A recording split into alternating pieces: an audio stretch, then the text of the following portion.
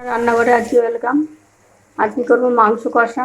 আগেও একটা মাংস কষা রেসিপি দিয়েছি, ওটা অন্যরকম ছিল, আজকের পদ্ধতিটা অন্যরকম।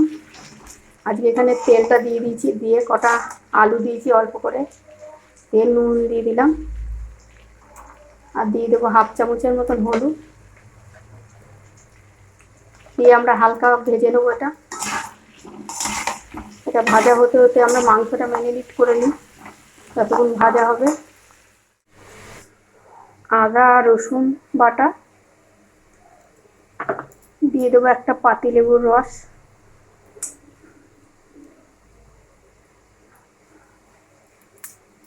একটা গোটা পাতিলেবু দেবো, কেন আমরা এটার মধ্যে ভিনেগার দেবো না।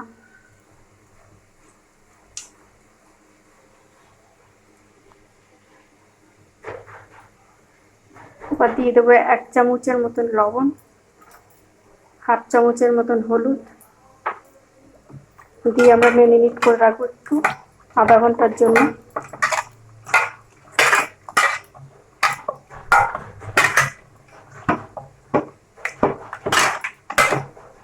সবগুলো আমাদের মেশানো হয়ে গেছে, এবার আধা ঘন্টার জন্য এটা থাকবে। এবার আলুটা ভাজা হয়ে গেছে, তুলে নেবো।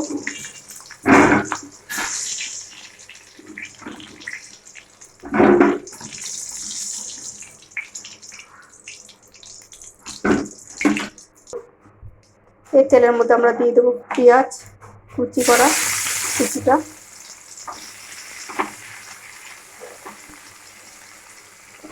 পেঁয়াজটাকে আমরা হালকা করে ভেজে নেবো।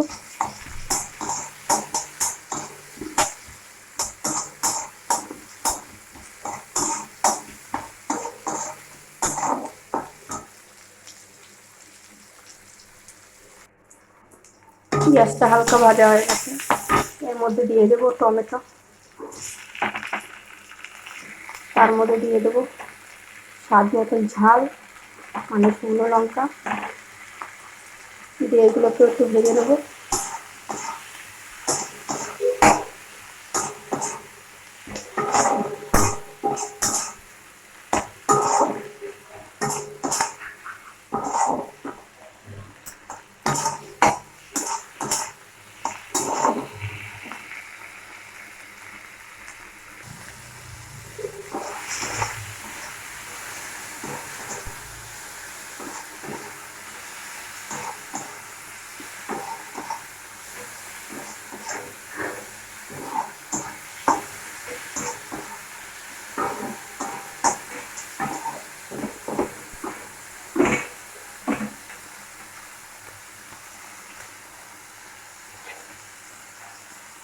হালকা একটু ভেজে নিয়েছি, আমরা তুলে নেবো।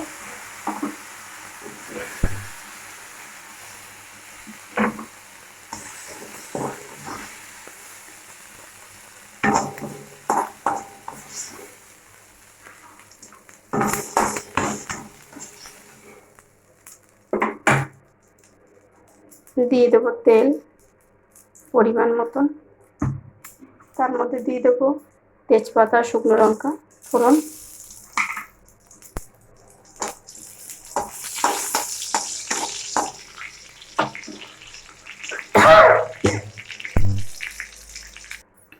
এটা ভাজা হয়ে গেছে। এবার পেঁয়াজ কুচি,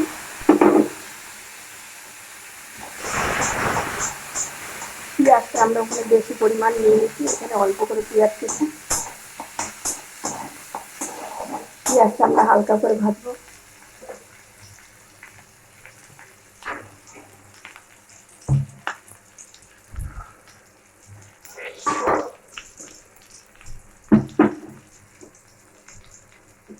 পেঁয়াজটা হালকা করে ভাজা হয়ে গেছে, বেশি ভাজবো না। এবার আমরা দিয়ে দেবো মাংসটা,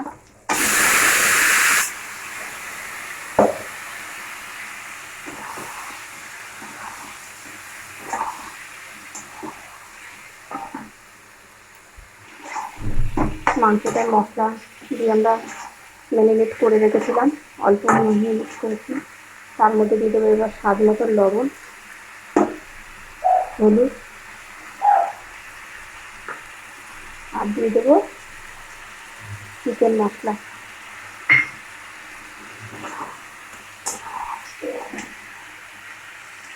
আর দিয়ে দেবো আদা রসুন পেঁয়াজের পেস্ট করাটা।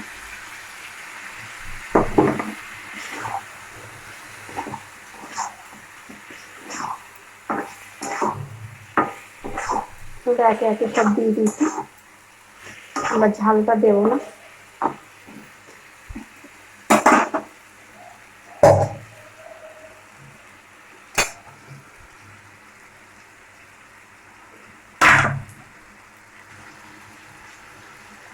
হাফ চামচের মতন একটু জিরার গুঁড়ো,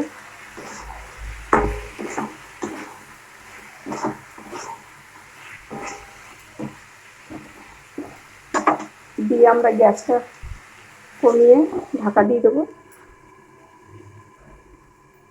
এর মধ্যে দিয়ে দেবো আমরা মিক্সিং জারে সে ভেজে রাখা মশলাটা দেবো, দিয়ে পেস্ট করে আনবো।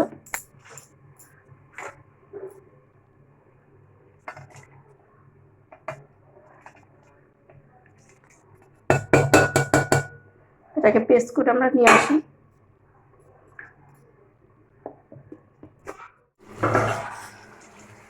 ঢাকনাটা খুলে দিলাম।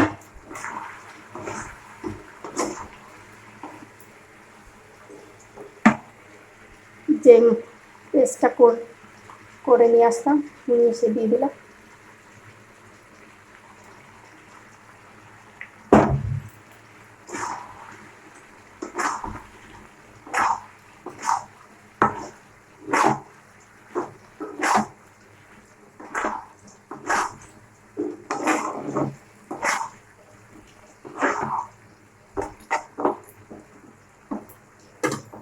আবার আমরা ঢাকা দিয়ে দেবো, গ্যাসটা কমিয়ে কমিয়ে করবো আমরা।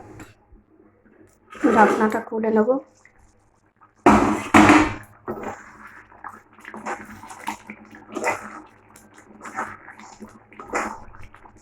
দেখেছেন বন্ধু কত জল ছেড়েছে, জলেই সিদ্ধ হয়ে যাবে। এবার আমরা আলুগুলো দিয়ে দেবো।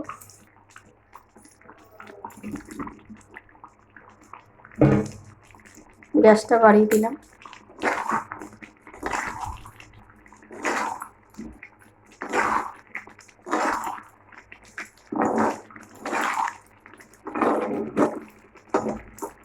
আলুটা দিয়েছি, এর জন্য একটু ঢাকা দিয়ে দেবো।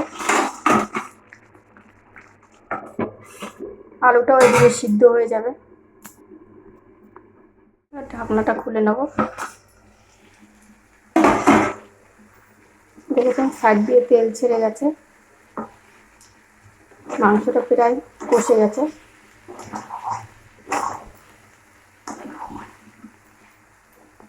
এবার অল্প করে জল দেবো, বেশি জল দেবো না।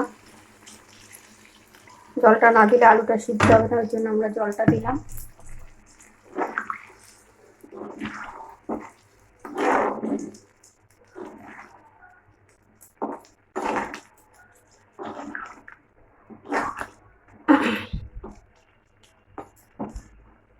এবার গ্যাসটা থালাটা দিয়ে ঢাকা দিয়ে দেবো,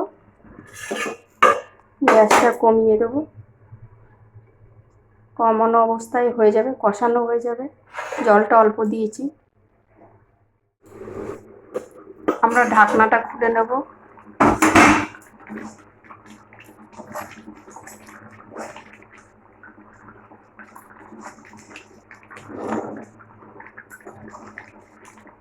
ঢাকনাটা আমরা দেবো না, এবার ঝোলটা টেনে যাবে, তারপর নামিয়ে নেব।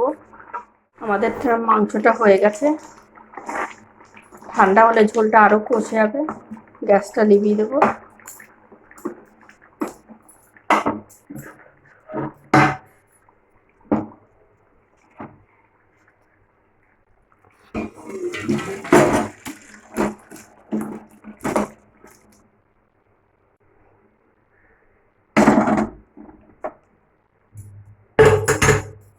নামিয়ে নিলাম।